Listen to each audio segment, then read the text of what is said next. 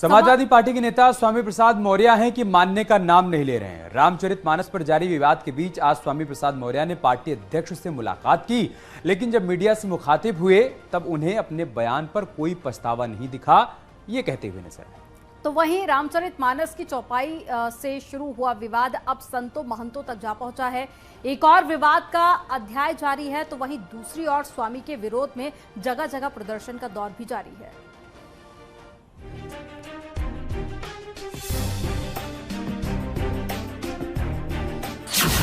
चौपाई पर विवाद का चैप्टर जारी।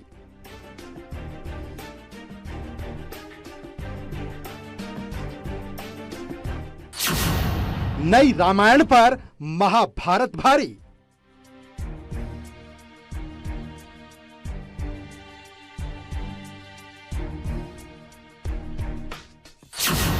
संतों ये सिर्फ 1 एकड़ जमीन पर कृषि करके हर महीने 1 लाख तक कमाते हैं। इनसे सीखना है तो फ्रीडम ऐप को अभी डाउनलोड कीजिए। महंतों पर फिर विवादित बयान।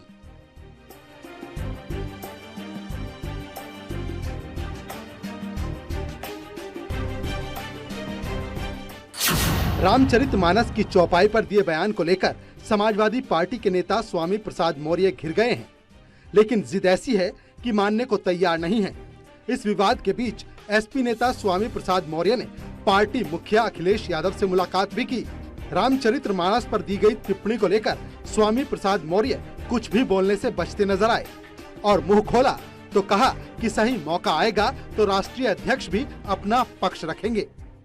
हमारी पार्टी के राष्ट्रीय अध्यक्ष उचित अवसर पर वो अपनी बात पूरी तरीके से रखेंगे और इस समय स्वाभाविक रूप से सभी मुद्दों पर बात हुई है और अब हमारी रणनीति का दूसरा पहलू इस देश के दलितों पिछड़ों के आरक्षण को सुनिश्चित कराना, उनको वापस दिलाना, संवैधानिक अधिकार की रक्षा करना रहेगा। विवादित बयान को लेकर सपा अध्यक्ष अखिलेश यादव की चुप्पी पर भी सवाल उठ रहे हैं।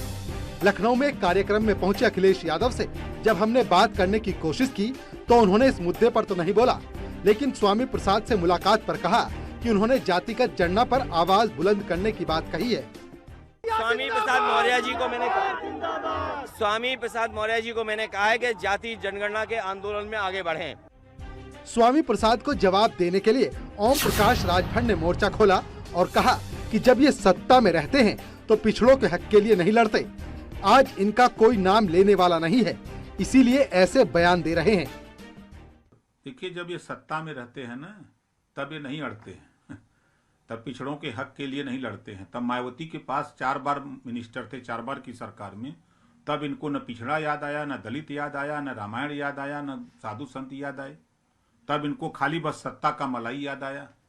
फिर बहुजन समाज पार्टी की सत्ता जाते देख तब इन्होंने रामम शरणम गच्छामि, राम की शरण में चले गए और वहां जाकर के रामायण पर माला फूल चढ़ा करके काम शुरू किए। बेटी को सांसद बना लिया, अपना मंत्री बन गए। 5 साल लगातार थे, तब ये बातें क्यों नहीं याद आती हैं? उधर स्वामी प्रसाद अपनी आदतों से बाज नहीं आ रहे। कभी जुबान से तो कभी ट्वीट के जरिए संतों महंतों और धर्माचार्यों पर सवाल खड़े करते नजर आ रहे हैं। स्वामी प्रसाद ने एक नया ट्वीट करते हुए लिखा कि देश की महिलाओं, आदिवासियों, दलितों और पिछड़ों के सम्मान की बात क्या कर दी, मानो भूचाल आ गया। एक एक करके संतों महंतों धर्माचार्यों का असली चेहरा बाहर आने लगा।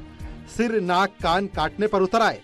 कहावत सही है कि मुंह में राम बगल में छुरी, धर्म की चादर में छिपे भेड़ियों से बनाओ दूरी। स्वामी प्रसाद मौर्य के इस विवादित ट्वीट पर अयोध्या के संतों में काफी नाराजगी है। हनुमानगढ़ी के महंत राजू दास ने कहा कि सनातन के बारे में बोल रहे हैं, इस वजह से बच गए। इस्लाम के बारे में बोला होता तो सिर तन से जुदा हो गया होता।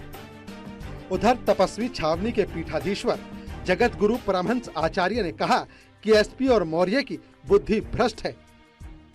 स्वामी प्रसाद मौर्य ने जिस प्रकार से रामायण के बारे में ऐसी टिप्पणी किया, ये निंदनीय है, दुर्भाग्य है। लेकिन अभी जो उनका ट्वीट आया है, ट्वीट में उन्होंने साधु संतों को जल्लाद और आतंकवादी तक कह दिया।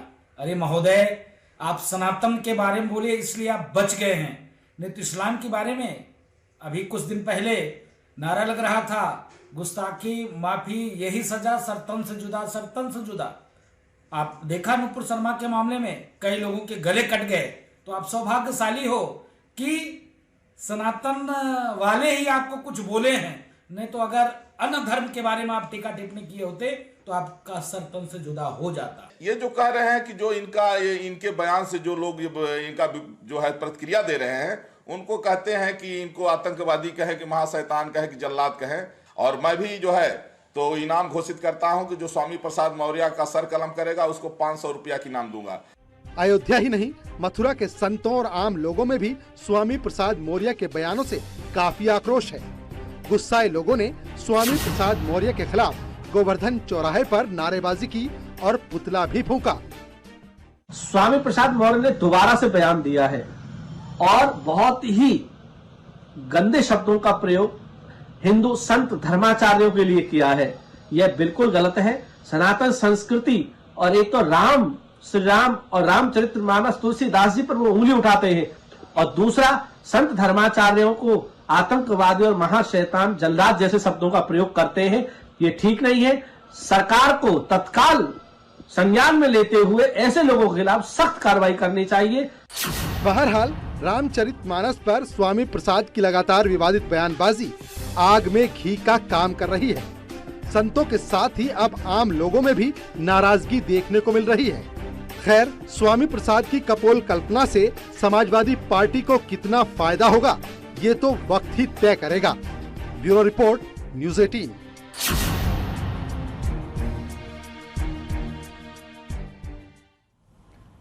और चलिए यहाँ पर रुकेंगे एक छोटे से ब्रेक के लिए। जल्द लौटेंगे कुछ और खबरों के साथ।